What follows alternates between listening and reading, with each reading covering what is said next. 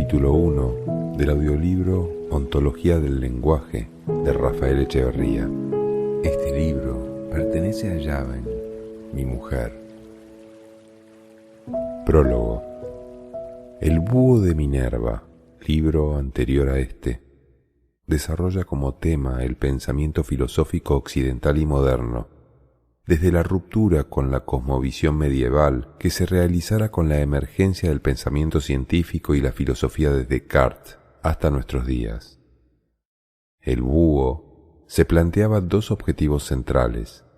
Primero, ofrecer la posibilidad de seguir el hilo conductor de la evolución del pensamiento filosófico moderno, con el propósito de comprender su dinámica interna, y segundo, mostrar lo que, en nuestra opinión, han sido los grandes impases con los que se enfrenta el pensamiento moderno, aquellas cuestiones que, de diferentes maneras, lo persiguen, sin lograr resolverlas adecuadamente a lo largo de su recorrido, y que terminan transformándose en lo que entonces llamé sus puntos de ruptura.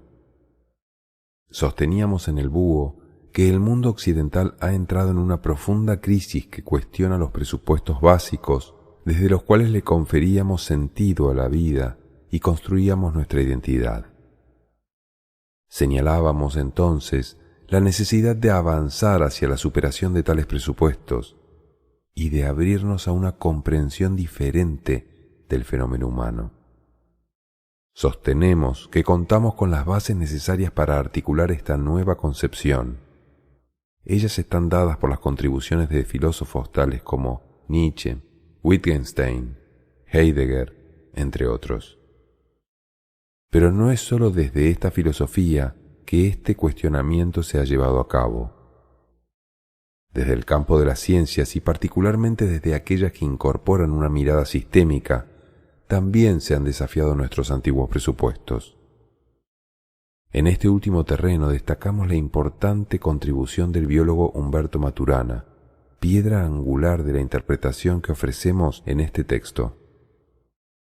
El objetivo de este nuevo libro es proponer una determinada y particular articulación de todas estas contribuciones y, apoyados en ellas, ofrecer una nueva concepción integradora sobre el fenómeno humano. Esta nueva interpretación declara situarse no solo más allá de los presupuestos del pensamiento moderno, sino que busca incluso trascender las bases mismas de lo que llamamos el programa metafísico, que por 25 siglos, desde Sócrates, Platón y Aristóteles, dominara el pensamiento occidental. A esta interpretación, propuesta central de este libro, la llamamos la ontología del lenguaje. Nuestra propuesta no constituye un caso aislado. Ella forma parte de un amplio movimiento emergente que está teniendo lugar en los más diversos campos de la cultura. En tal sentido, ella reconoce fuertes afinidades con desarrollos que han tenido y siguen teniendo lugar en la filosofía, las ciencias humanas, la crítica literaria, las ciencias naturales, etc. Ella es también concordante con los profundos cambios que se están desarrollando a nivel de nuestras relaciones económicas, políticas y sociales, y que se traducen en la emergencia de un nuevo escenario histórico.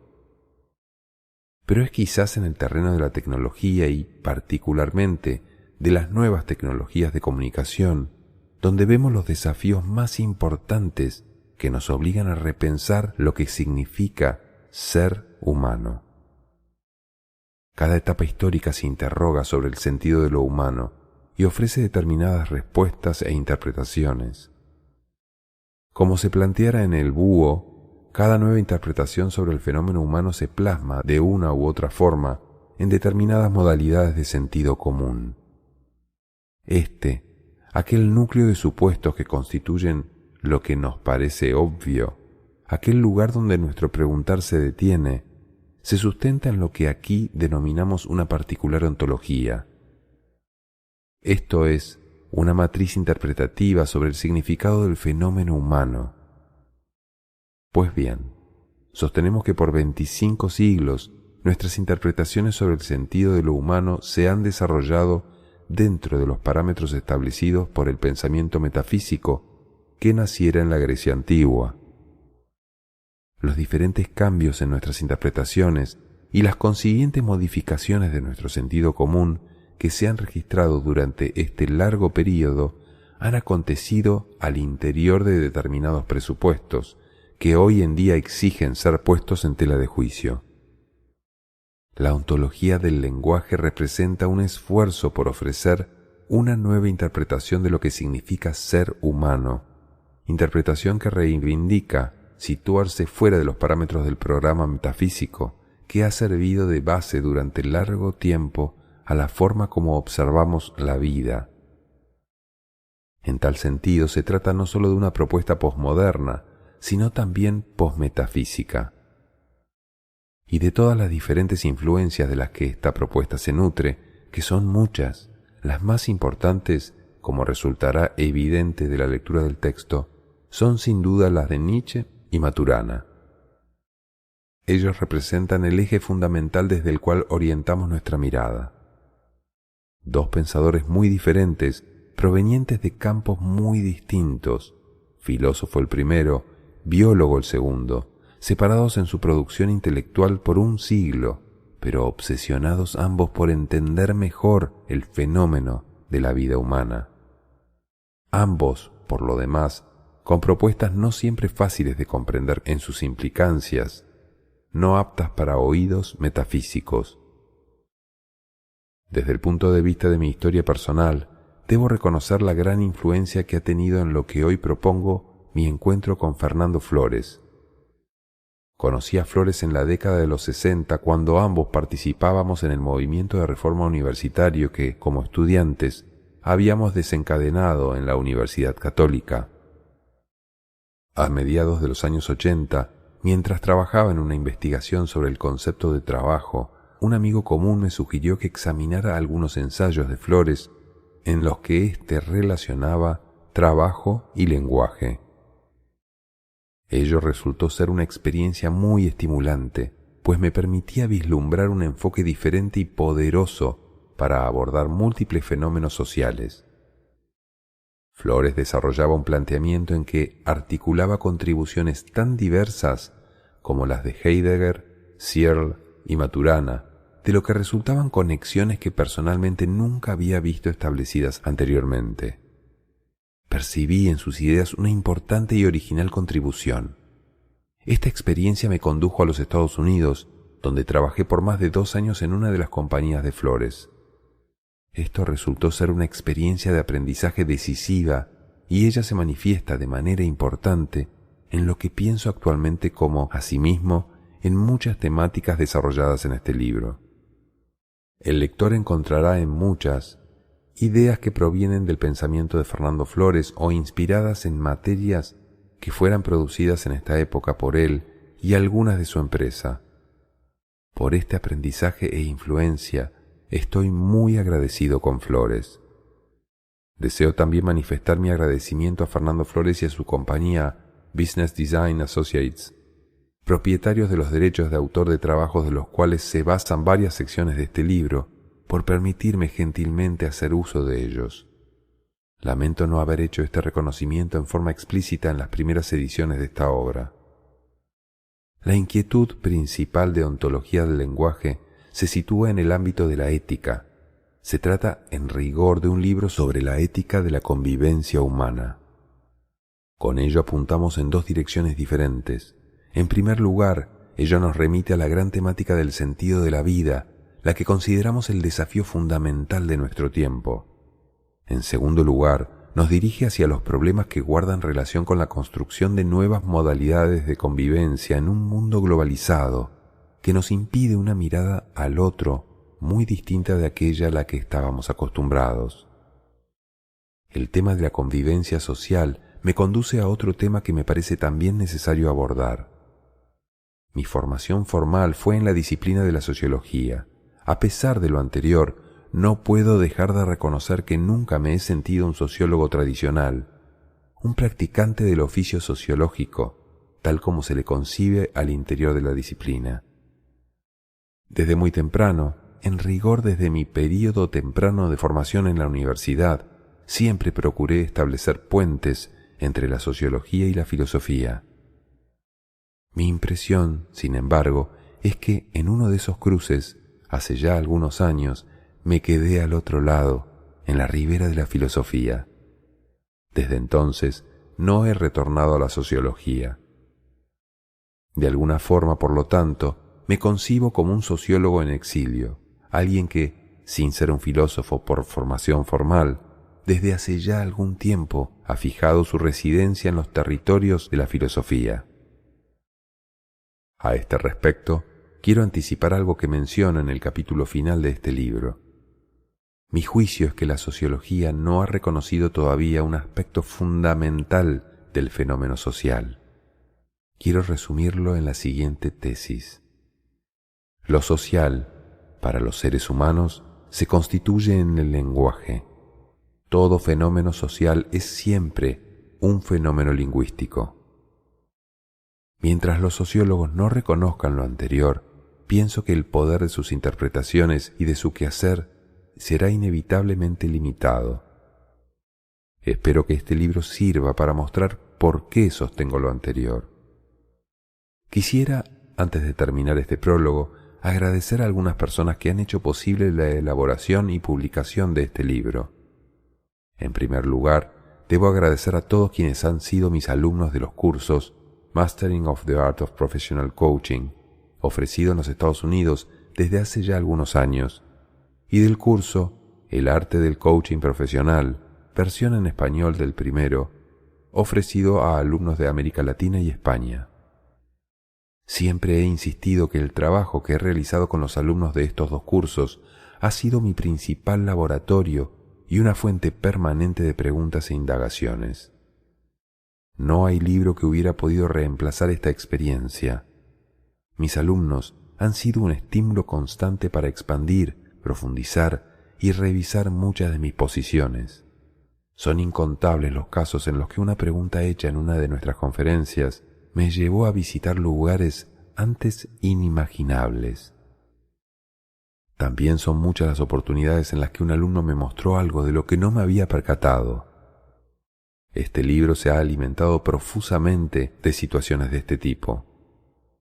Debo agradecer también a Sally Bendersky, quien condujo la traducción al español de aquellos materiales míos, escritos originalmente en inglés, y que utilizáramos en la versión española de nuestros cursos. Para escribir este libro he utilizado como base la traducción de la que Sally fue responsable. Si bien el texto final difiere en muchos aspectos de esas traducciones tempranas, la contribución de Sally me fue de mucha ayuda y ella está todavía muy presente en lo que es el cuerpo de este texto. California, abril de 1998. Capítulo 1. Bases de la ontología del lenguaje. Estamos participando en una transformación histórica fundamental. Se está gestando una nueva y radicalmente diferente comprensión de los seres humanos. Este es uno de aquellos acontecimientos especiales de la historia que tienen el poder de reconfigurar lo posible y de modificar el futuro. Estamos en el umbral de una nueva era histórica, y los primeros en comprender la naturaleza de este importante cambio podrán ser capaces de emprender caminos que otros encontrarán más difíciles y de obtener ventajas que eventualmente les permitirán convertirse en pioneros y líderes en sus respectivos campos. El nacimiento de la deriva metafísica. La historia suele concebirse como la secuencia de las huellas dejadas por los acontecimientos ocurridos en el pasado. Sin embargo, sabemos que no todos los acontecimientos tienen el mismo impacto sobre el futuro, ni todos los momentos de la historia han sido igualmente fecundos en la producción de nuevas posibilidades. Algunos han sido más importantes que otros, y muy pocos han sido capaces de abrir largos períodos históricos para la humanidad. Hace mucho tiempo, una de esas grandes transformaciones históricas tuvo lugar en la antigua Grecia. Alrededor del año 700 a.C., fue inventada una nueva forma de comunicación, el alfabeto. Este hecho tuvo consecuencias históricas trascendentales al crear las condiciones a partir de las cuales se generó un tipo de ser humano particular, el hombre y la mujer occidentales. La invención del alfabeto dio origen a cambios fundamentales en la sociedad. Nuestras nociones de educación, de sabiduría y de convivencia social fueron todas profundamente transformadas. Surgieron nuevas prácticas sociales. Los poetas se vieron pronto obligados a ceder a los filósofos la educación de la juventud. Se inventó la democracia. No obstante, los cambios quizás más importantes tuvieron lugar en un área menos visible, en la transformación de nuestras categorías mentales, en la manera en que los seres humanos piensan sobre ellos mismos y sobre el mundo. Antes de la invención del alfabeto, los seres humanos vivían en lo que llamamos un lenguaje del devenir. Lenguaje y acción estaban entonces estrechamente unidos. Se reconocía de manera natural que el hablar tenía el poder de hacer que ciertas cosas sucedieran, cosas que posiblemente no habrían acontecido de no haber dicho a alguien lo que dijo. Los poetas, los responsables entonces de la educación, cumplían con su función de enseñar, relatando historias épicas o fábulas, narraciones sobre acciones realizadas por humanos, héroes y dioses. De esta forma, se sabía lo que era la piedad, el amor o la perfidia a través de las acciones realizadas por los personajes de esas historias. Por ejemplo, se accedía a la sabiduría obrando a la manera de aquellos a quienes la comunidad, a través de estos relatos, como en el caso de Ulises, consideraba sabios. Se aprendía la valentía, obrando según aquellos que la comunidad en sus historias consideraba valientes, como Aquiles. El alfabeto separó al orador, el lenguaje y la acción. Este fue un cambio de gran envergadura. Una vez que un texto estaba escrito, parecía hablar por sí mismo, y para escucharlo, el orador dejaba de ser necesario. A la vez, se produjo un desplazamiento de un lenguaje de acción a un lenguaje de ideas. La reflexión comenzó a suplantar el papel que previamente había tenido el relato de acontecimientos. Con el advenimiento del alfabeto, cambió nuestra manera de pensar sobre las cosas. Entonces pasamos a preguntarnos, ¿qué es la sabiduría? ¿Qué es la valentía? Con independencia de las acciones emprendidas por un Ulises o por un Aquiles, pasamos a hablar de ellas como ideas, no como rasgos propios de las acciones de los sabios y de los valientes. Se hizo posible ahora dejar atrás los relatos épicos. Ya no se necesitaba de la figura de Ulises para hablar de sabiduría. El relato épico fue progresivamente sustituido por el tratado. La sabiduría dejó de ser la forma como la comunidad caracterizaba las acciones de un personaje particular, como Ulises. Ahora se concebía al personaje de Ulises como una ilustración de la idea de sabiduría. Con el interés por la pregunta, ¿qué es?, que se manifiestan las preguntas, ¿qué es la sabiduría?, o ¿qué es la valentía?, el énfasis se pone no en las acciones, sino en el ser de las cosas.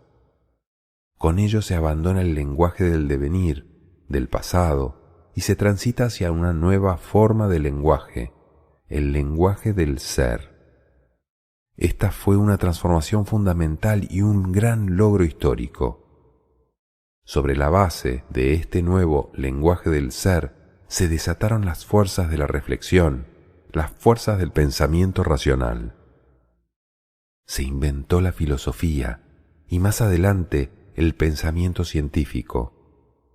El interés por el arte del pensamiento certero desarrolló la lógica.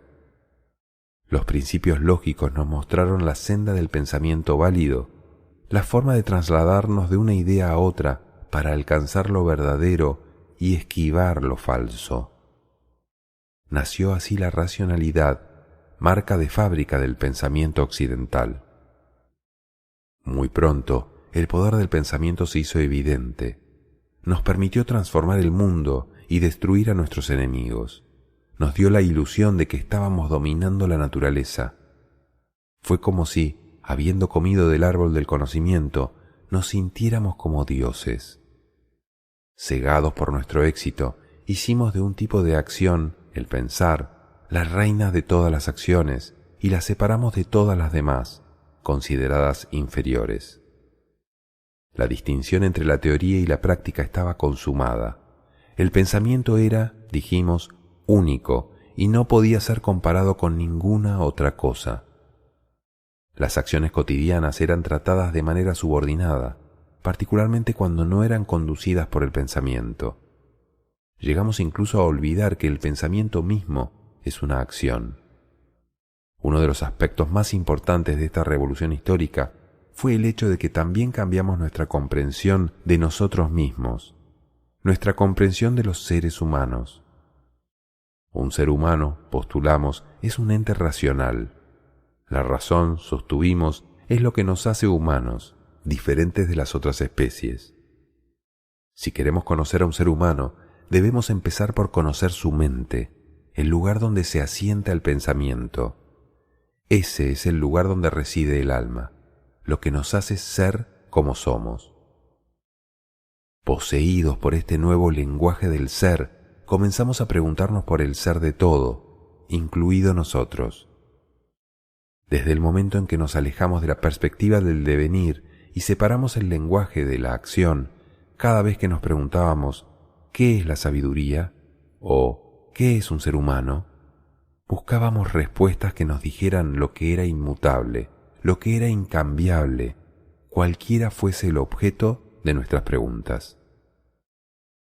Supusimos que el ser era lo no contingente, lo que eludía el devenir histórico, lo que siempre permanecía igual.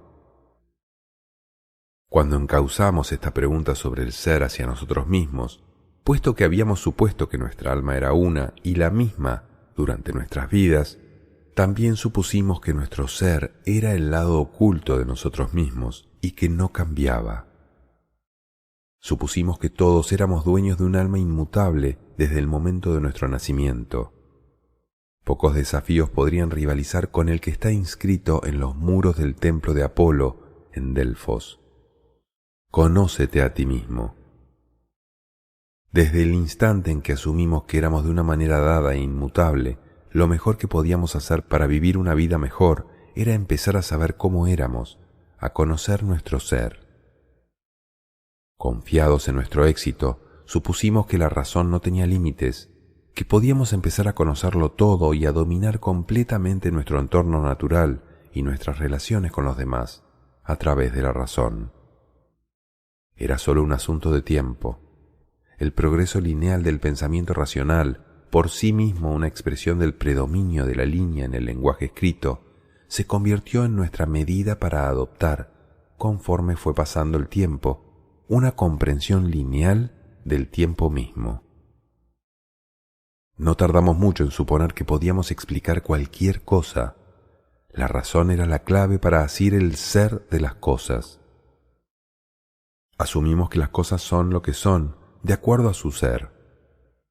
También llegamos a postular, como bien lo hizo notar Isaiah Berlin, que para todas las preguntas genuinas existe una y solo una respuesta verdadera, y que estas respuestas son en principio accesibles solo mediante el pensamiento racional. Asumimos por lo tanto que los seres humanos eran capaces de conocer, mediante la razón, el verdadero ser de todo lo que les rodeaba. El énfasis puesto en el ser de las cosas nos condujo a minimizar el papel jugado por el lenguaje. Nos vimos a nosotros mismos como seres racionales, dotados de un alma inmutable, rodeados de una amplia gama de entidades cuyos seres podíamos descifrar y eventualmente controlar a través del poder de la razón. El lenguaje jugaba un papel pequeño o nulo en la constitución de nosotros mismos y del mundo. Solo nos permitía describir cómo son las cosas, su ser. Supusimos, por lo tanto, que el ser precedía al lenguaje. Durante un tiempo, después de la invención del alfabeto, esta nueva comprensión de nosotros y del mundo evolucionó lentamente. Durante un cierto periodo de tiempo hubo una fase de transición en la que cohabitaron concepciones muy diferentes. Fue solo después del surgimiento de un grupo de filósofos que llamamos los metafísicos, conducidos por Platón, discípulo de Sócrates, y por Aristóteles, discípulo de Platón, que se cristalizó una síntesis coherente basada en estos nuevos supuestos. Esta se convirtió pronto en la visión social predominante. De algún modo con Sócrates, pero ciertamente con Platón y Aristóteles, se había iniciado todo un período histórico, un período que llamamos la deriva metafísica. El sentido común actual se basa en gran medida en los supuestos metafísicos, generados originariamente por estos metafísicos de la Grecia antigua. Hemos cambiado nuestra comprensión de muchas cosas desde los primeros griegos. No podemos decir que pensamos de la misma forma que ellos. Sin embargo, postulamos que a pesar de todos esos cambios, hemos mantenido en conjunto los supuestos metafísicos básicos desarrollados en la Grecia temprana. Nuestro desarrollo histórico ha tenido lugar sin romper con estos supuestos principales, con esta básica comprensión común de lo que significa ser humano. Hemos evolucionado dentro de esta deriva metafísica inaugurada en la Grecia antigua. Somos, en este sentido, fieles herederos de estos primeros metafísicos griegos. Descartes y el mundo moderno. La filosofía de Descartes, conocida como el cartesianismo, ha sido la más influyente de los tiempos modernos. A pesar de algunas visiones opuestas, la modernidad se desarrolló dentro de una armazón cartesiana, aceptando los principales supuestos formulados por Descartes. No obstante, al examinar estos supuestos, nos damos cuenta de que son fieles a la antigua tradición griega de comprender a los seres humanos como seres racionales. La filosofía de Descartes es una expresión histórica del impulso dado al alfabetismo, desarrollado originariamente con el advenimiento del alfabeto, por medio de la invención de otro cambio de suma importancia en el modo de comunicarnos, la prensa escrita o imprenta.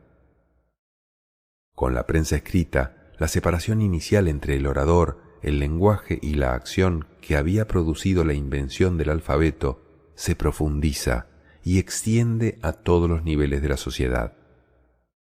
Con la imprenta, los libros se convirtieron en artículos fácilmente adquiribles, lo que generó profundas consecuencias sociales, permitiendo la emergencia del sistema escolar, la expansión social del alfabetismo, las competencias de leer y escribir, y la democratización y extensión de la racionalidad a todos los rincones de la vida social.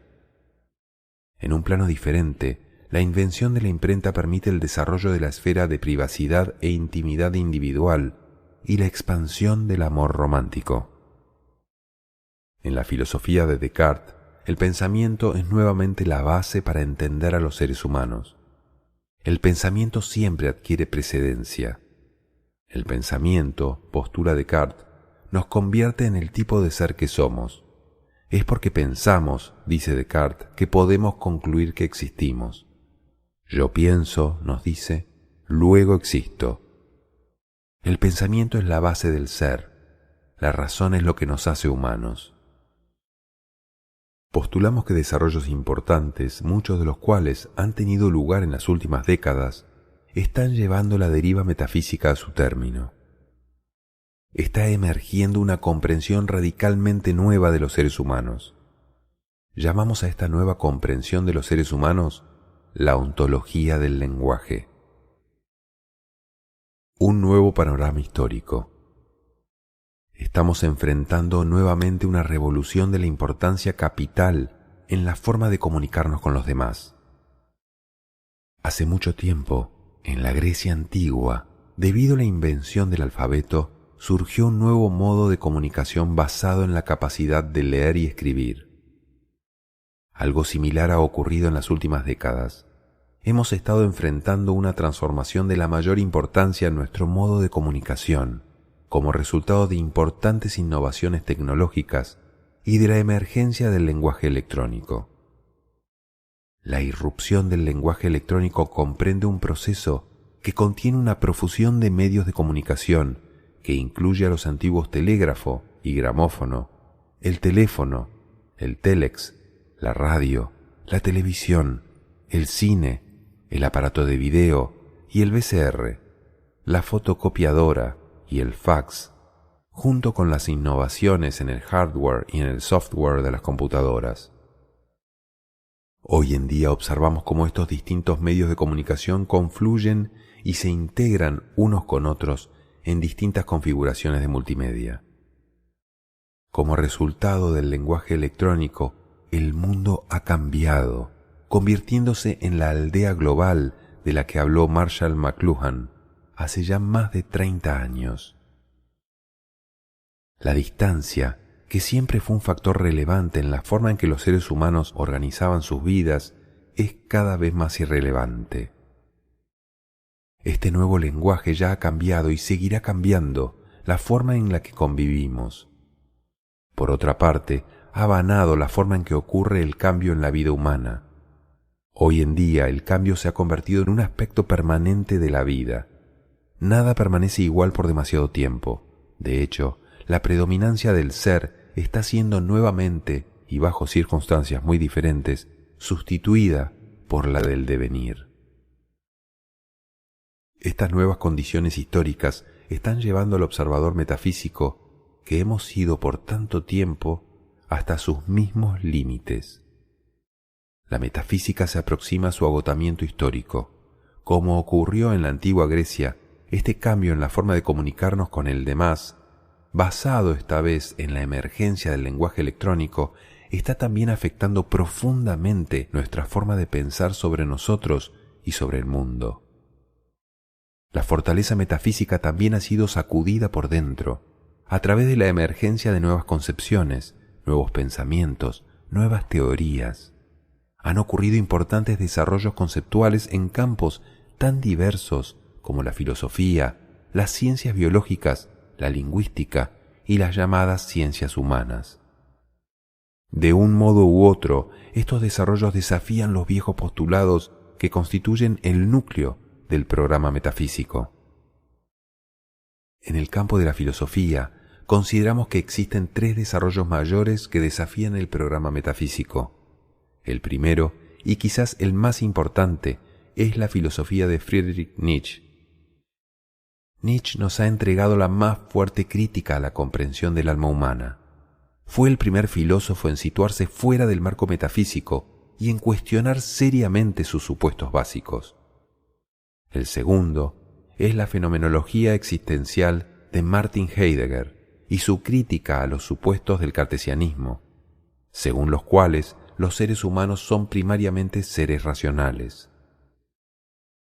El tercero corresponde al segundo período de la filosofía de Ludwig Wittgenstein, que nos ha ofrecido una comprensión del lenguaje radicalmente nueva. Cada uno de estos filósofos ha sido seguido por otros, cuyas contribuciones no podemos desconocer, pero los mencionados han sido los que abrieron las puertas que otros cruzarían. Basada en estas nuevas contribuciones, la filosofía entera se ha trastornado enormemente durante este siglo.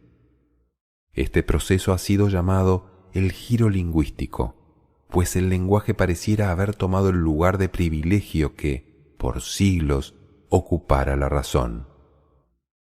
En el campo de las ciencias biológicas también han tenido lugar importantes desarrollos. Hemos visto, por ejemplo, cómo, a nivel de la biología teórica, se ha postulado que el rasgo básico que distingue a la especie humana de otras es el lenguaje humano. Este postulado fue establecido por Ernst Mayr a principios de los años 60.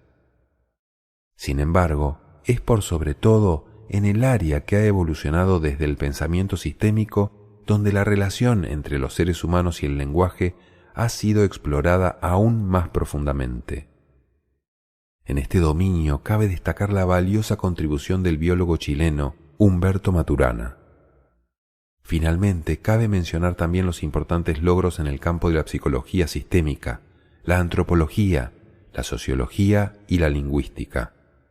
En cada una de esas disciplinas, el hilo conductor ha sido el reconocimiento de la importancia del lenguaje en la comprensión de la vida humana.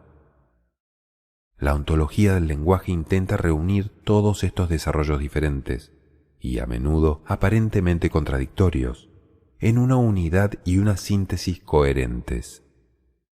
Apunta hacia la creación de una base desde la cual podamos observar los fenómenos humanos a partir de una perspectiva no metafísica. ¿Qué entendemos por ontología? Tomamos prestado el término ontología de una tradición muy específica y le otorgamos un sentido particular.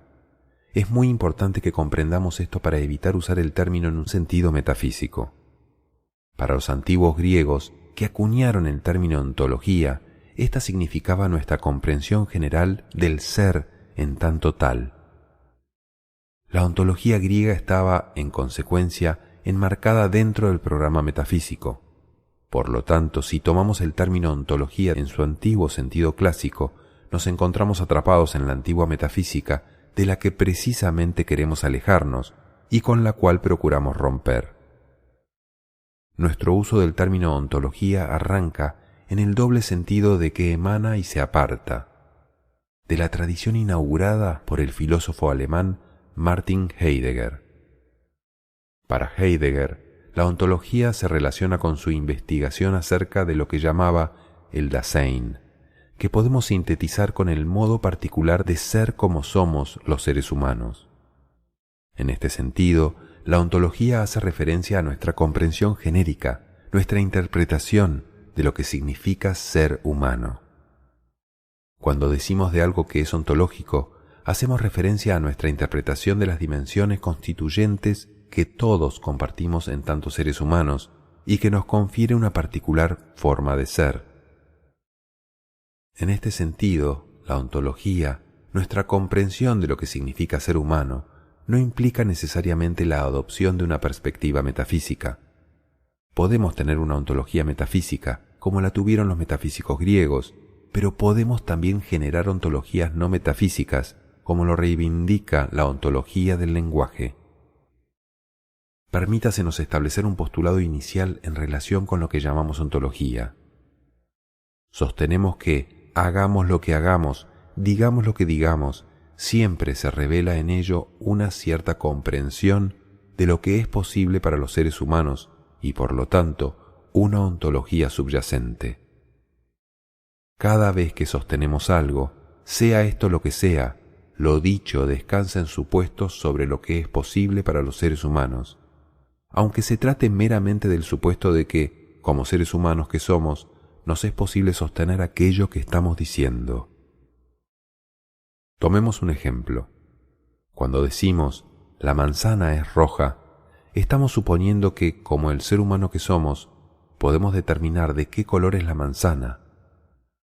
Toda acción, todo decir, presupone un juicio sobre lo que, como a seres humanos, nos es posible.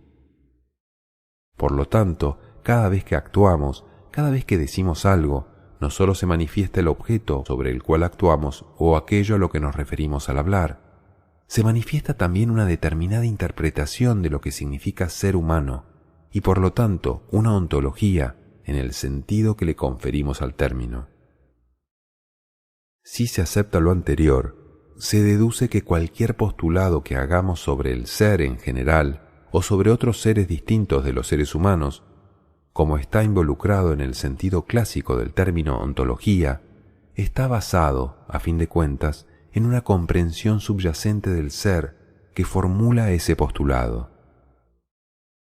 Consecuentemente, la ontología tal como la hemos definido en cuanto a comprensión de lo que significa ser humano, sienta las bases para la antigua noción de la ontología como comprensión general del ser. Lo dicho puede ser resumido en los siguientes términos. Cada planteamiento hecho por un observador nos habla del tipo de observador que ese observador considera que es. Este es un principio fundamental en nuestro acercamiento al tema. Podemos no darnos cuenta de que al hablar o al actuar estamos revelando estos supuestos ontológicos subyacentes, pero lo hacemos a pesar de todo. Una vez que comprendemos lo anterior, nos percatamos de que, para hacer cualquier planteamiento, hacemos implícitamente un planteamiento sobre cómo somos en tanto seres humanos. Nuestra comprensión de lo que significa ser humano es la piedra angular de todo lo que hacemos. Ello nos permite reiterar, por lo tanto, que una ontología, en cuanto a interpretación de lo que significa ser humano, precede a cualquier otro postulado sobre cómo podrían ser otras cosas. Es la interpretación primaria, aunque se trate de una interpretación implícita, a partir de la cual se hacen otras interpretaciones. Este mismo principio, en una versión modificada, el postulado de que todo lo que hacemos, sea lo que sea, revela nuestro juicio sobre nosotros mismos, es la base de uno de los usos quizás más poderosos de la ontología del lenguaje, la práctica del coaching ontológico, tema sobre el que no agregaremos mayores detalles porque ello nos apartaría del tema que estamos tratando. La ontología del lenguaje, postulados básicos. Nos situamos en esta profunda transformación mediante el desarrollo de una nueva comprensión de los seres humanos que llamamos la ontología del lenguaje. Sabemos, sin embargo, que formamos parte de un movimiento mucho más amplio, un movimiento que incorpora diferentes aproximaciones y que se asigna diferentes nombres. Como ya lo mencionamos, están ocurriendo cambios muy importantes en casi todos los campos de la vida humana, en la filosofía, las ciencias naturales, las ciencias humanas, la política, la espiritualidad, las artes, las nuevas inquietudes ecológicas, etc. Desarrollos que tienen grandes afinidades y lazos entre sí. Con respecto a esto, vemos la ontología del lenguaje como uno entre muchos desarrollos que se mueven en una dirección similar y que comparten muy frecuentemente supuestos y sensibilidades similares. Si tuviésemos que considerar el núcleo central de la ontología del lenguaje en un conjunto reducido de premisas, nos inclinaríamos por rescatar 3 postulados básicos y 3 tesis o principios generales. Ellos contienen, pensamos, lo que es fundamental en esta particular forma de interpretar los seres humanos. Ellos representan lo que llamaríamos la armazón básica del claro en el cual se constituye un nuevo observador de los fenómenos humanos. A esta noción de claro nos referimos en alguna otra oportunidad. Baste decir ahora que se trata de un término tomado prestado de Heidegger, al que conferimos un fuerte sentido heraclitáneo. Con él simplemente aludimos a las condiciones básicas a través de las cuales el lenguaje constituye un particular observador del mundo y del fenómeno humano. Los 3 postulados básicos de la ontología del lenguaje serán tratados en esta sección. Ellos son los siguientes. Primero, interpretamos a los seres humanos como seres lingüísticos. Segundo, interpretamos al lenguaje como generativo.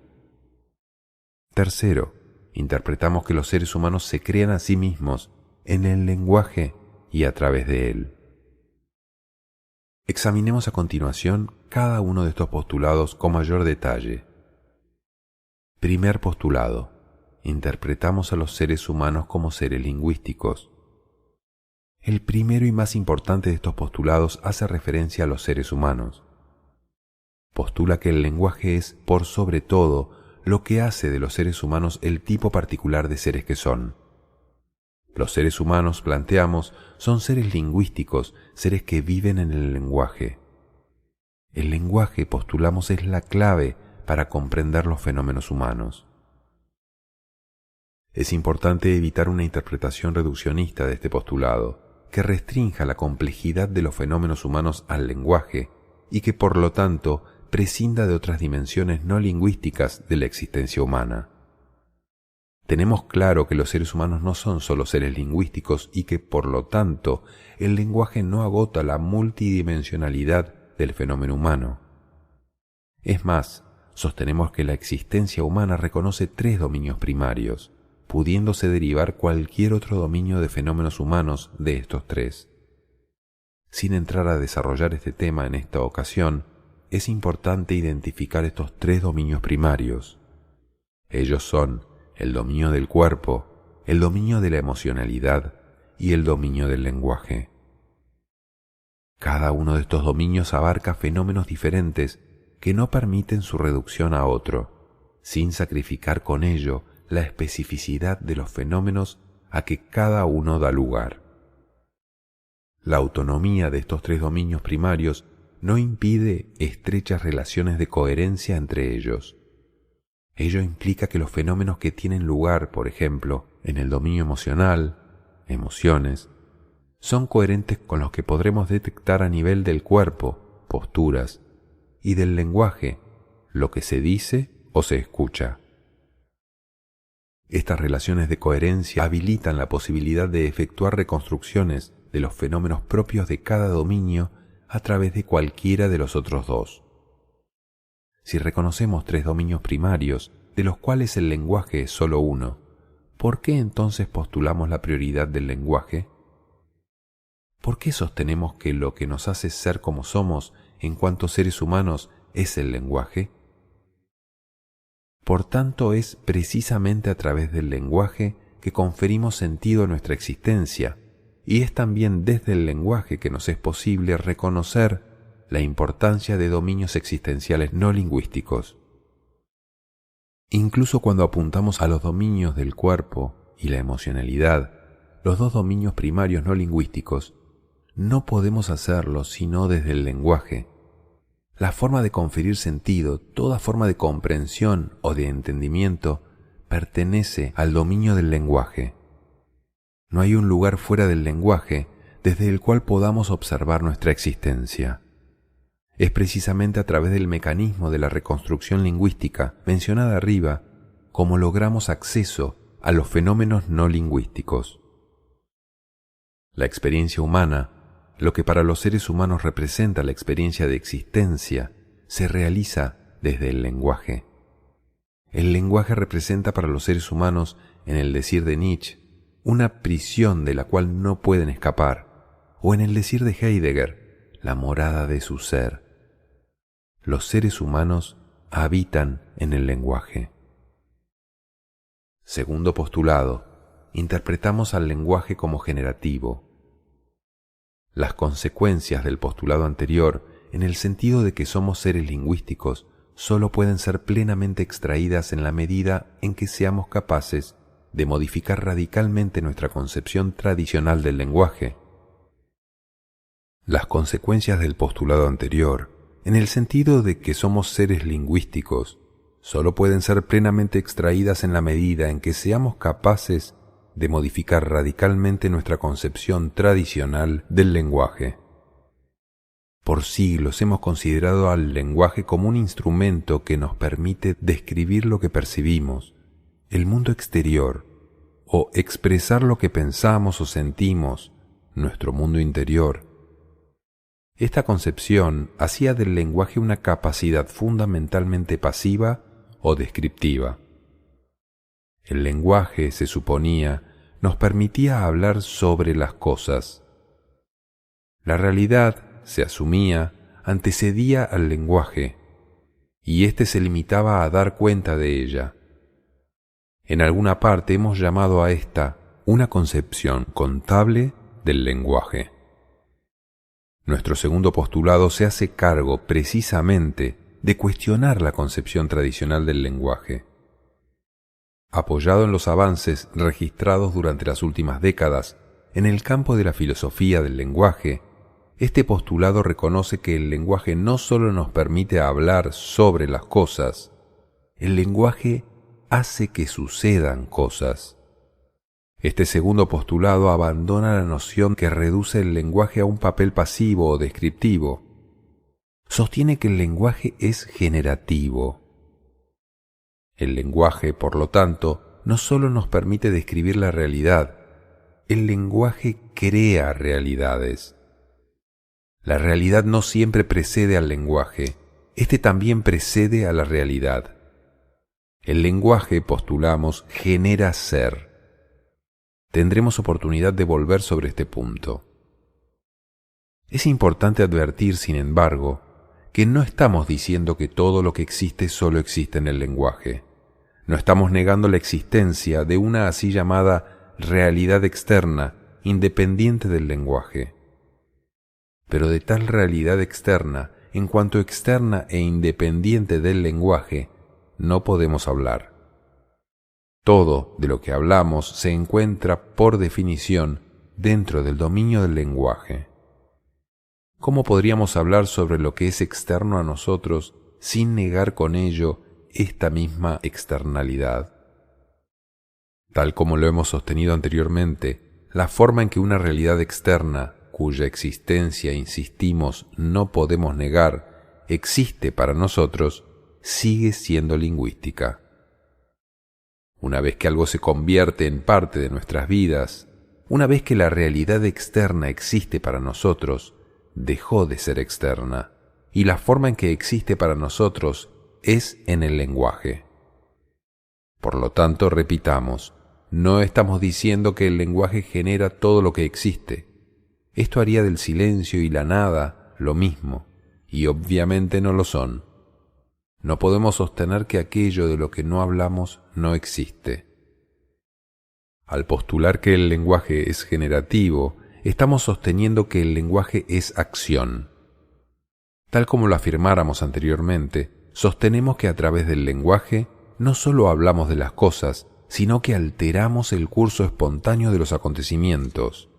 Hacemos que las cosas ocurran.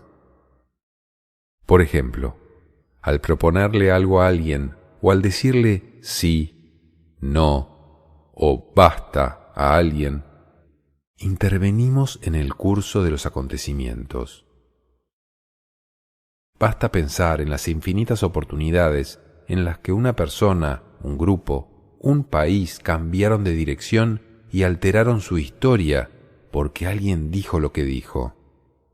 De la misma manera, reconocemos que la historia, individual o colectiva, hubiese podido ser tan diferente de lo que fue si alguien hubiese callado, si no hubiese dicho lo que dijo. El lenguaje, planteamos, no es una herramienta pasiva que nos permite describir cómo son las cosas. El lenguaje es activo. Por medio de él participamos en el proceso continuo del devenir. Así como sostuvimos que para comprender cabalmente lo que estaba involucrado en nuestro postulado de que los seres humanos son seres lingüísticos, era necesario modificar nuestra comprensión del lenguaje. De la misma forma sostenemos ahora que para comprender lo que está involucrado en la premisa de que el lenguaje es acción, deberemos también modificar nuestra concepción tradicional sobre la acción. Esta tarea, sin embargo, la emprenderemos más adelante. Es importante, sin embargo, reconocer que en su núcleo básico, la ontología del lenguaje descansa en una modificación del significado de tres términos: seres humanos, lenguaje y acción. Al sostener que el lenguaje es acción, estamos señalando que el lenguaje crea realidades. Vemos esto de muchas maneras. Al decir lo que decimos, al decirlo de un modo y no de otro, o no diciendo cosa alguna, abrimos o cerramos posibilidades para nosotros mismos y muchas veces para otros. Cuando hablamos, modelamos el futuro, el nuestro y el de los demás. A partir de lo que dijimos o se nos dijo, a partir de lo que callamos, a partir de lo que escuchamos o no escuchamos de otros, nuestra realidad futura se moldea en un sentido o en otro. Pero además de intervenir en la creación del futuro, los seres humanos modelamos nuestra identidad y el mundo en que vivimos a través del lenguaje. La forma como operamos en el lenguaje es el factor quizás más importante para definir la forma como seremos vistos por los demás y por nosotros mismos.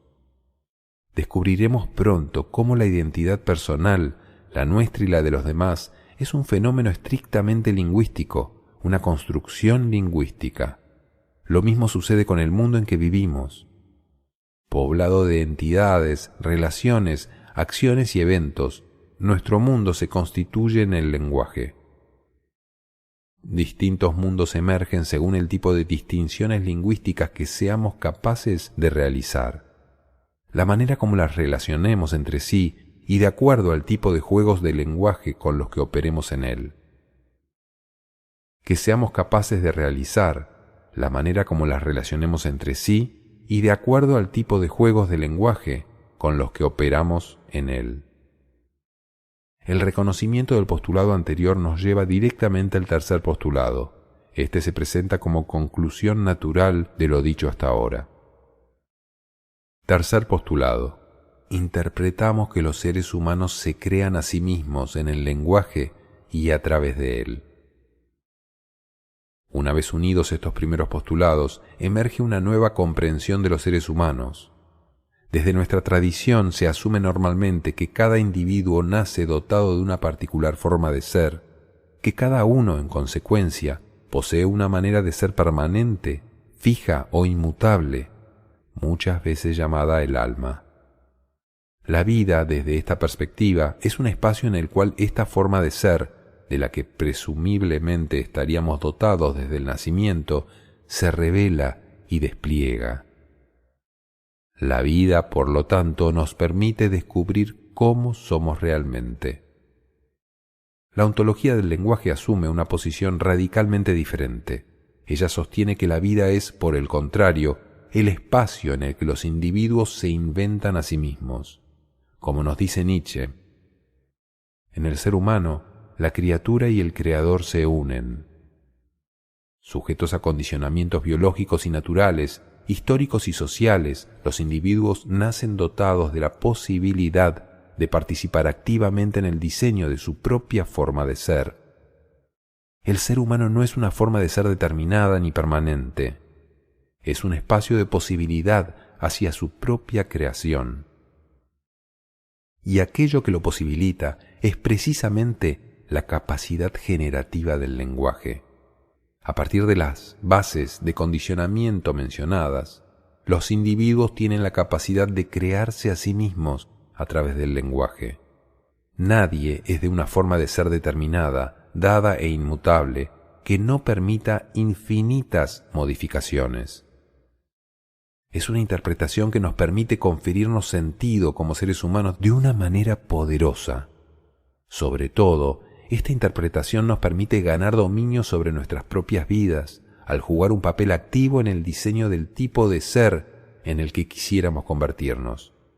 Esta es la promesa que nos formula la ontología del lenguaje para el futuro. Lo que merece a estas alturas ser destacado, sin embargo, ya que es una fuente frecuente de malentendidos, es que el lenguaje no es, como se ha visto, el foco ni la preocupación principal de la ontología del lenguaje. Su interés principal son los seres humanos. Esto distingue a la ontología del lenguaje de disciplinas como la lingüística y la filosofía del lenguaje. Aunque haya sido fuertemente influenciada por ambas, la ontología del lenguaje tiene un objeto de estudio diferente. La lingüística y la filosofía del lenguaje tienen al lenguaje como preocupación principal. El foco de atención de la ontología del lenguaje son los seres humanos. Una comprensión no metafísica de los seres humanos. Los seres humanos, reiteramos, no tienen un ser dado, fijo, inmutable. Ser humano es estar en un proceso permanente de devenir, de inventarnos y reinventarnos dentro de una deriva histórica. No existe algo así como una naturaleza humana predeterminada. No sabemos lo que somos capaces de ser. No sabemos en lo que podemos transformarnos. Como escribiría Shakespeare, sabemos lo que somos, pero no sabemos lo que podríamos ser. Nuestro ser es indeterminado, es un espacio abierto apuntando hacia el futuro. Una comprensión ontológica de nosotros mismos nunca puede darnos una respuesta concreta y determinada a la pregunta de lo que significa ser humano. Nuestro ser es un campo abierto al diseño. Lo que una aproximación ontológica puede entregarnos son sólo algunas distinciones generales que sirven como parámetros para definir una estructura básica de posibilidades en este proceso abierto del devenir. No puede proveer ni más ni menos que eso. Esta estructura general de posibilidades que compartimos todos en tantos seres humanos es lo que Martin Heidegger llamó el Dasein, el ser en el mundo, que somos. Ontología es la indagación en el Dasein. La filosofía de Heidegger nos proveyó un importante punto de partida. Sin embargo, fue sólo tardíamente en su desarrollo intelectual, cuando la mayor parte de su trabajo ontológico ya estaba hecho, que Heidegger se abrió al reconocimiento de que, para entender lo que significa ser humano, debemos recurrir al lenguaje. Los seres humanos, reconoció Heidegger, habitan en el lenguaje. Los seres humanos se inventan a sí mismos en el lenguaje. Somos una construcción lingüística que, vista desde una óptica metafísica, pareciera oscilar entre la realidad y la ficción, una especie de burbuja lingüística. Quizás los dos filósofos más importantes que han visto de esta manera el alma humana hayan sido Heráclito y Nietzsche. Heráclito vivió en la Grecia antigua mucho antes de la emergencia de los metafísicos. Cuando leemos a Platón y a Aristóteles, nos damos cuenta de que tenían como su principal oponente a Heráclito. La metafísica, de alguna manera, fue un intento por probar que Heráclito estaba errado. Si queremos superarla, puede que sea hora de volver a sus enseñanzas. Nietzsche ha sido considerado por mucho tiempo una especie de paria filosófico, un proscrito, un pensador sacrílego, un iconoclasta. Muy poca gente entendió realmente lo que estaba diciendo. A muchos les pareció que Nietzsche se contradecía muy a menudo. Llegó a la filosofía a través de la filología, una disciplina que se interesa por el lenguaje y, en su caso, por el estudio de las lenguas y la literatura de los antiguos griegos y romanos. Esto le permitió contactarse muy tempranamente con el trabajo de los presocráticos, los filósofos que vivieron antes de Sócrates, Platón y Aristóteles. Una vez que Nietzsche tomó contacto con el pensamiento de Heráclito, comprendió que en él estaba presente una perspectiva totalmente diferente de la que ofrecía el programa metafísico. Declaró a Heráclito su mentor. Tanto Heráclito como Nietzsche entendieron que, para comprender a los seres humanos, no podemos concentrarnos solo en su ser, sino que debemos también mirar hacia lo que no son, hacia el espacio en el que se trascienden las formas actuales de ser y se participa del proceso del devenir. En este proceso del devenir se requiere dar cabida tanto al ser como al no ser, a este ciclo que reúne el ser y la nada, esta eterna recurrencia del uno y del otro. Ser humano, según Nietzsche, puede ser visto como un proceso en el que estamos permanentemente huyendo de la nada, mientras que, al mismo tiempo, somos impulsados hacia ella, hacia el sinsentido de nuestras vidas, e inducidos a la necesidad de regenerarnos constantemente un sentido. Estamos, como dijo Heráclito, en un proceso de flujo constante, nunca permaneciendo iguales, cambiando continuamente, como lo hace un río.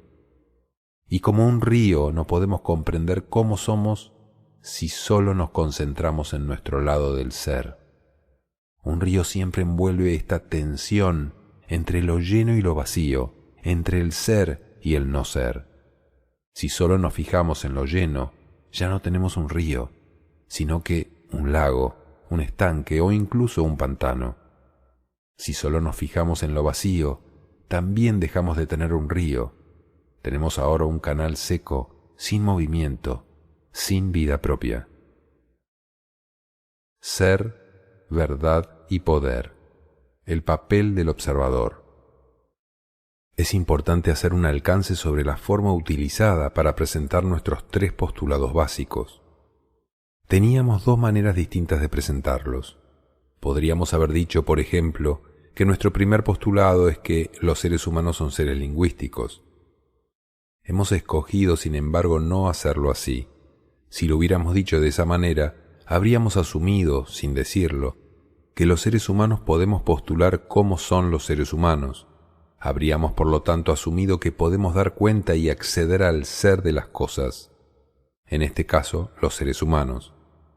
De hecho, sostenemos lo contrario. Pensamos que nunca podemos decir cómo las cosas realmente son, solo podemos decir cómo nosotros las interpretamos o consideramos. Por lo tanto, en vez de plantear cómo son las cosas, escogimos hablar de cómo interpretamos que son.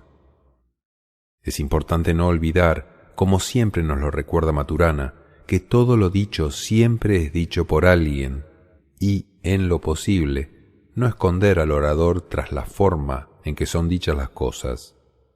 Esta es una trampa que permanentemente nos tiende el lenguaje, permitiéndole a la persona que habla esconderse detrás de lo que está diciendo. Advertimos también al lector que el cuidado que hemos tenido en esta oportunidad para reconocer el carácter interpretativo de lo que sostenemos será muchas veces sacrificado en el texto en beneficio de facilitar la lectura. Nuestro lenguaje lleva la impronta de raíces metafísicas y usarlo en contra de ella muchas veces compromete una fácil comunicación. El reconocimiento de lo dicho nos conduce a la primera tesis o principio general de la ontología del lenguaje. Podemos formularlo como sigue.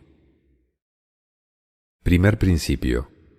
No sabemos cómo las cosas son, solo sabemos cómo las observamos o cómo las interpretamos. Vivimos en mundos interpretativos. A primera vista, este pudiera parecer un principio inocente, sin mayores consecuencias. Sin embargo, basta mirarlo con algún detenimiento para comprobar que está cargado de dinamita. En efecto, si sostenemos que no podemos saber cómo las cosas son, ello implica que debemos abandonar toda pretensión de acceso a la verdad. Pues, ¿qué otra cosa es la verdad sino precisamente la pretensión de que las cosas son como decimos? Sostenemos que la verdad en nuestro lenguaje ordinario alude a un juicio que realizamos sobre una determinada proposición lingüística que le atribuye a ésta la capacidad de dar cuenta de cómo las cosas son. Ser y verdad son dos pilares fundamentales y mutuamente dependientes de la armazón metafísica. Verdad y acceder al ser son dos formas de referirse a lo mismo. Si, por lo tanto, se bloquea el acceso al ser, al cómo las cosas son, se bloquea simultáneamente cualquier pretensión de acceso a la verdad. Nietzsche, hablando sobre la relación entre pensamiento y ser, sostiene: Parménides dijo, no se puede pensar el no ser. Colocándonos en el extremo opuesto, decimos, todo aquello que puede ser pensado es, con seguridad, ficticio. Si examinamos el postulado que afirma nuestra capacidad de acceder al ser de las cosas y, por lo tanto, a la verdad, nos encontramos de inmediato con múltiples dificultades. Tomemos a modo de ejemplo algunas situaciones. Maturana ha argumentado convincentemente sobre las dificultades que encontramos al suponer que nuestras percepciones corresponden a las entidades que pueblan nuestro mundo exterior. Nuestras percepciones, nos señala, resultan y no pueden sino resultar de las condiciones propias de nuestra estructura biológica y no de los rasgos de los agentes perturbadores de nuestro medio. En otras palabras, los seres humanos no disponemos de mecanismos biológicos que nos permitan tener percepciones que correspondan a cómo las cosas son. Los sentidos, por lo tanto, no nos proporcionan una fiel representación de cómo las cosas son, independientemente del observador que las percibe. ¿Implica lo anterior negar lo que la filosofía ha llamado el mundo exterior? ¿Significa esto que debemos negar la existencia de un medio y de aquello que lo puebla? Obviamente no. Negar que podamos conocer cómo las cosas son no implica negar su existencia, sean ellas lo que sean. Se trata solo de negar el que podamos conocerlas en lo que realmente son, independientemente de quien las observa. Es importante reconocer que desde hace ya mucho tiempo, la lógica moderna se ha distanciado de la noción de verdad relacionada con nuestra capacidad de aprehensión del ser de las cosas. Para la lógica moderna, las cuestiones de verdad se limitan a asegurar la coherencia interna entre distintas proposiciones. Ello implica que solo podemos hablar de verdad al interior de determinados sistemas de proposiciones. Lo que no podemos hacer es asegurar la verdad del sistema en cuanto tal, por cuanto todo sistema de conocimiento descansa en supuestos que no son parte del sistema en cuestión, y el sistema del cual tales supuestos forman parte descansa a su vez en supuestos que nuevamente tampoco pertenecen a dicho sistema, y así sucesivamente. La verdad, por lo tanto, es simplemente un juego lógico de coherencias internas dentro de un sistema dado. En este contexto, decir que algo es verdadero solo equivale a sostener que es coherente con otras proposiciones que aceptamos como válidas. Esto muestra la circularidad del conocimiento, como lo reconociera la hermenéutica. El cuestionamiento de la capacidad de los seres humanos de acceder a la verdad plantea de inmediato dos desplazamientos significativos. El primero de ellos implica que el centro de gravedad en materias de conocimiento se desplaza desde lo observado, el ser de las cosas, hacia el observador. El conocimiento revela tanto sobre lo observado como sobre quien lo observa. Perfectamente podríamos decir: dime lo que observas y te diré quién eres. Esta es precisamente una de las premisas centrales de la disciplina que hemos bautizado con el nombre de coaching ontológico. Ella descansa en la capacidad de observar lo que alguien dice con el propósito no solo de conocer aquello de lo cual se habla, sino de conocer, interpretar el alma, entendida como la forma particular de ser de quien habla. Sostenemos que lo que acabamos de señalar representa una de las intuiciones más geniales de la filosofía de Nietzsche. Este siempre procura establecer la conexión entre las interpretaciones y el intérprete, entre lo dicho y quien lo dice, el orador.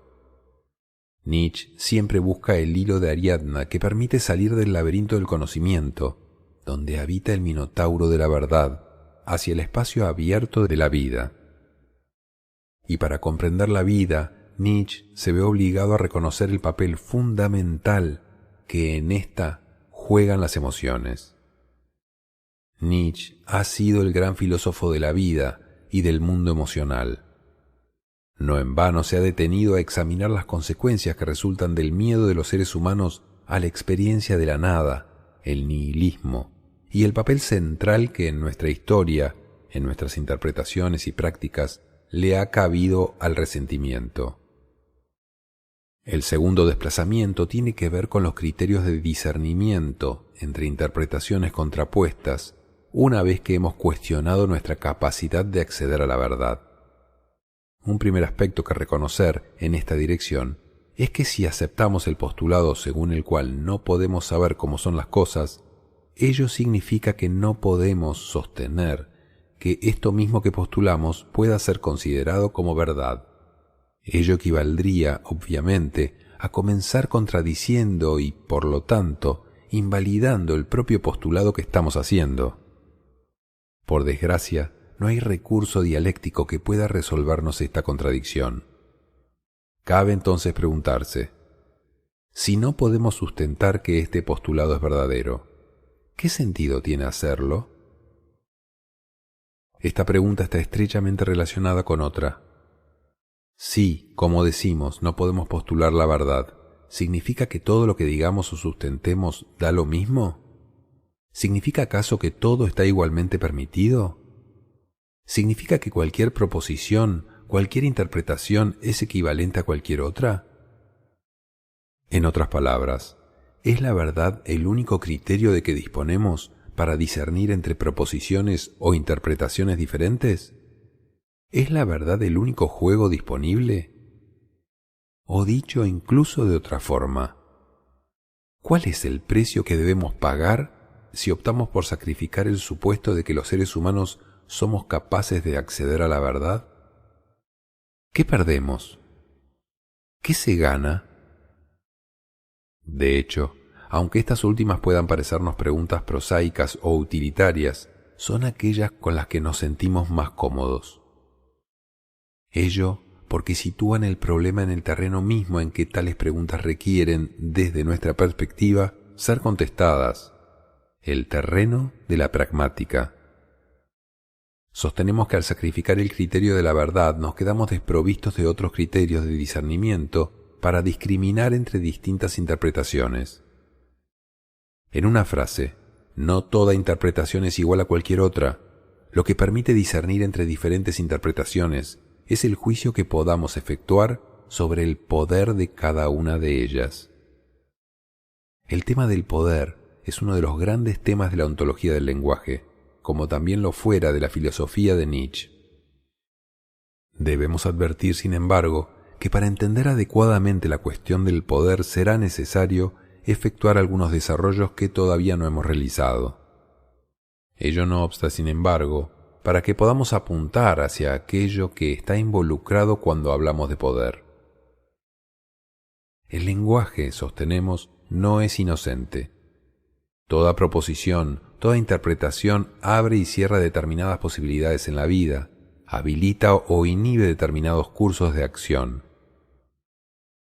A esto nos referimos cuando hablamos del poder de distintas interpretaciones, a su capacidad de abrir o cerrar posibilidades de acción en la vida de los seres humanos. Este es el criterio más importante que podemos utilizar para optar por una u otra interpretación. Cuando cuestionamos nuestra capacidad de acceder a la verdad, una objeción espontánea que encontramos consiste en señalar a la ciencia como una refutación evidente de lo que sostenemos. No podemos desmentir el hecho de que, efectivamente, estamos habituados a considerar que lo que hace la ciencia es justamente revelar cómo las cosas son. Su poder pareciera residir en ello, pero ello no es sino una determinada interpretación de lo que la ciencia hace, por muy habituados que podamos estar a ella. Maturana y Varela nos sugieren otra interpretación muy diferente, que posee el gran mérito de que prescinde de la invocación a la verdad. Ellos sostienen que lo que caracteriza las explicaciones científicas de otro tipo de explicaciones es el que las primeras son explicaciones que permiten regenerar los fenómenos que explican. Lo que diferencia, por lo tanto, a las explicaciones científicas es su poder generativo. Lo dicho en esta sección nos permite sostener que la interpretación que aquí llamamos la ontología del lenguaje puede abrir posibilidades de acción y de intervención que otras interpretaciones no pueden ofrecer. Considerando a los seres humanos como seres lingüísticos y a partir de las sucesivas reinterpretaciones que hacemos a partir de este primer postulado, reivindicamos que abrimos posibilidades de intervención en la vida que están cerradas en otras interpretaciones. Los seres humanos hemos estado demasiado tiempo en disputa sobre la verdad de nuestras interpretaciones. Lo único que está realmente en juego es el poder que resulta de estas interpretaciones, la capacidad de acción para transformarnos a nosotros mismos y al mundo en que vivimos. En su 11ª tesis sobre Feuerbach, Marx señalaba que los filósofos solo se habían dedicado hasta entonces a interpretar el mundo, cuando lo que importa es transformarlo. La capacidad de transformación del mundo, replicamos, está asociada al poder de nuestras interpretaciones. Relación entre acción y ser.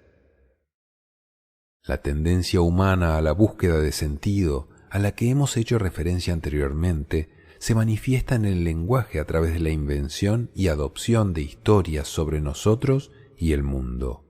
Hemos planteado que lo que somos, nuestra identidad personal, es una construcción lingüística, una historia que fabricamos sobre nosotros mismos, sobre la dirección de nuestras vidas en el futuro y sobre nuestro lugar en una comunidad y en el mundo. Hemos dicho que tanto lo que postulamos ser como lo que postulamos que es el mundo en que vivimos son construcciones lingüísticas. Al revisar los postulados aquí planteados en función de una visión del lenguaje como acción y, por lo tanto, como generador de realidad y de ser, podemos ahora establecer una importante tesis sobre los seres humanos. La llamaremos el segundo principio de la ontología del lenguaje. Segundo principio. No solo actuamos de acuerdo a cómo somos, y lo hacemos, también somos de acuerdo a cómo actuamos. La acción genera ser. Uno deviene de acuerdo a lo que hace. Al trasladarnos del ser a la acción, nos permitimos entrar en el proceso del devenir y evitamos quedar entrampados en el supuesto metafísico de que el ser es inmutable. El ser solo es un momento en el proceso del devenir y solo una cara de este mismo proceso. La otra cara es ese polo de tensión que enfrenta al ser con su disolución y con las posibilidades de transformación.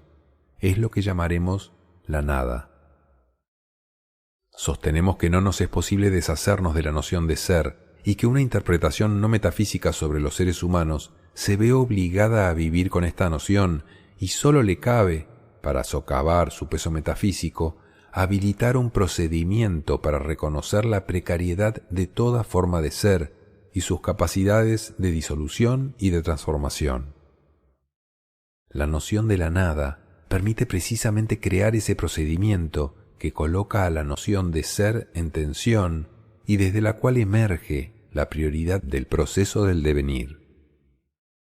Dentro del ciclo del devenir, el ser y la nada son dos caras que mutuamente se complementan. El programa metafísico privilegia una relación que va del ser a la acción. Tras cada acción, éste supone que siempre hay un ser, un sujeto, que se revela mediante la acción realizada. Nuestras acciones revelan nuestra forma de ser. No cuestionamos esto. Comprendemos la importancia de observar las acciones humanas para comprender cómo son los humanos. Este es uno de los principios básicos del coaching ontológico y dentro del cual nos es posible efectuar lo que llamamos una interpretación ontológica. Al observar la forma en que un individuo actúa, y no olvidemos que el lenguaje es acción, el coaching ontológico puede interpretar la forma de ser de tal persona. Pero al mismo tiempo postulamos que esto es solo un lado de la ecuación. Nuestras acciones no solo revelan cómo somos, también nos permiten transformarnos, ser diferentes, devenir. Este es un segundo principio del coaching ontológico y nos capacita para realizar lo que llamamos intervención ontológica. Al hacer posible que una persona actúe de un modo determinado, y nuevamente no olvidemos que el lenguaje es acción, el coaching ontológico le permite moverse en una determinada dirección y dejar atrás sus antiguas formas de ser. La acción, por lo tanto, no es solo la manifestación de un determinado ser que se despliega en el mundo, es también la posibilidad de que ese mismo ser se trascienda a sí mismo y devenga un ser diferente.